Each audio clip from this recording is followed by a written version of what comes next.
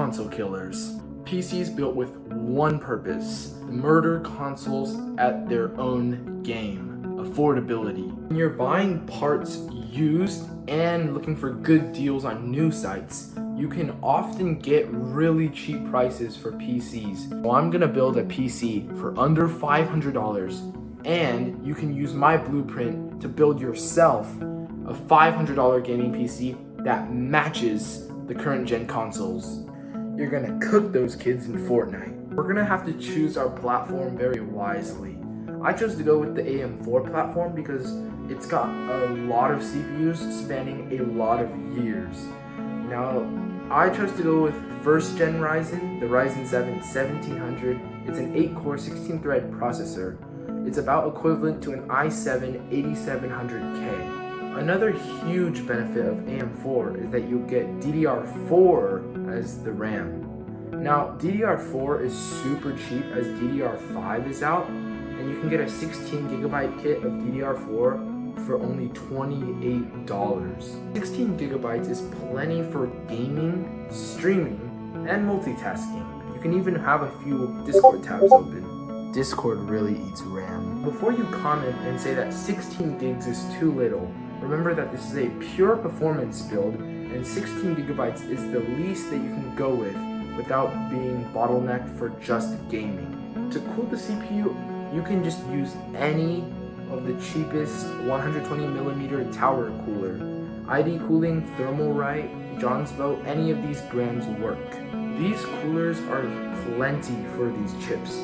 The Ryzen 7 1700 that I'm using, as well as any Ryzen 5, is 65 watts, and usually they use less than that while gaming, so there's absolutely no need to go with a better CPU cooler. I mean, these boards can't even overclock, so having a better cooler does not help you in gaming. To store all of your games, I picked out a 500GB SSD.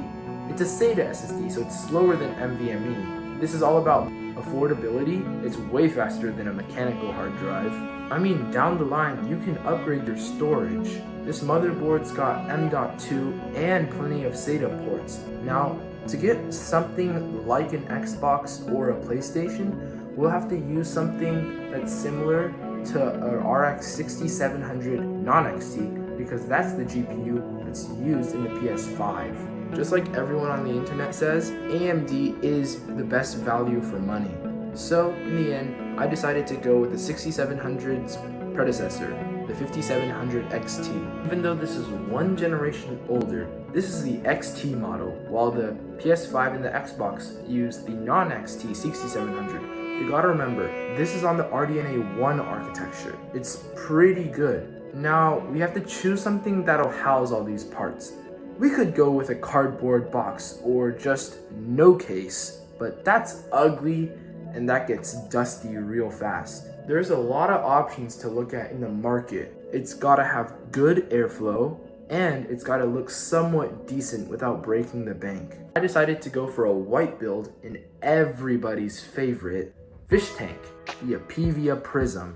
If you're doing this at home, I recommend you go with no more than a $60 case. Frees up $20 for you to get a better CPU, GPU, or upgrade your RAM to 32 gigabytes. It has 5 fans that are PWM. We need to get a power supply to power all of this.